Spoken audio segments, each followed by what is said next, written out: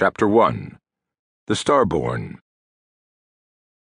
In the constellation Cetus, so distant that Earthlight requires almost 12 years to make the voyage, burns a medium-sized star named Tau Ceti. 3/4 the mass of Sol, it is a stable and nurturing orb, providing light and warmth to its 7 children. Of the 7 major planets surrounding the star, Tau Ceti 4 is the only one known to support life in all its splendor and infinite variety. Tau Ceti 4 attracted children of Earth.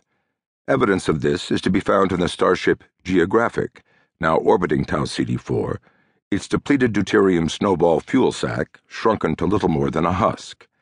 The metasleepers who once occupied it for more than a century during its journey at 10% of light speed have long since descended to the planet's surface. The embryonic animals, frozen in storage for their use, have almost all descended as well. Fewer than 10% still remain. Life remains aboard Geographic, but it is no longer biological life. The supercomputer known as Cassandra still lives, communicating with her children below whenever needed, although their smaller computational units satisfy all but the most complex requirements. The human beings who traveled here from Earth have had critical needs indeed. Some of their brains have been clouded by ice crystals from imperfect metasleep, damaging their minds in ways both subtle and profound. Still, they conquered this planet, or strove to until the world fought back, doing all in its power to wipe them from its face. When humans became part of the ecological cycle, they disrupted that of a local life form. A pseudo-reptilian creature they called Grendels rose against them in vast numbers, fueled by terrible hunger and buoyed by speed and ferocity beyond human experience. Humans survived that too, and to the degree possible to such frail and flawed creatures, gained wisdom. They bore and raised their children, both through their bodies and by decanting embryos, whose plasticity weathered the rigors of frozen sleep far better than had the adults who cared for them. And in this new world, terrible but partially tamed, those children grew. Wisely, humans decided not to attempt immediate domination of the entire planet, confining the first generation's encampment and exploration to the island they called Avalon, founding the colony named Camelot. Camelot was inland, near Avalon's northern tip.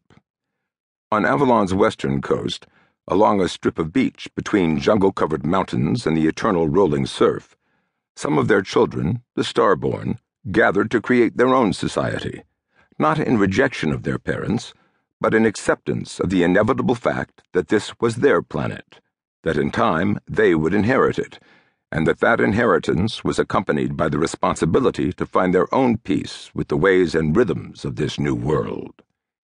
And they called this colony Surf's Up, and it was good. Night had shadowed the bamboo huts and scattered fire pits comprising Surf's Up.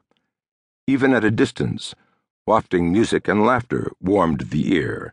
The children of Avalon were the very best Earth's cultures and genetics had to offer, strong, intelligent, almost fearless, blessed with everything a 22nd century technology could offer, even when simplified to make such an extreme one-way pilgrimage. While the days required labor, and all shared in the duties of life, the nights were for revelry and adventure and love.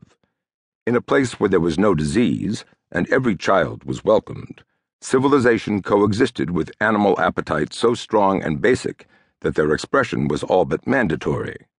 The children, dozens of them, openly touched and caressed, but also sang and danced, argued and debated, explored and mapped their world, and dreamed of the time when their parents would give them leave to leave this womb and travel across the sea to the main continent, that mankind might continue its march of colonization and conquest. The waves rolled black against the shore, as they had since long before the men of Earth had dreamed of visiting Tau Ceti 4, or any planet, or indeed had even known that other worlds existed at all. Black, but silver-crested by the light of twin moons, the waves beckoned the children, who were engaging in an ancient and rowdy earthly sport known as night surfing.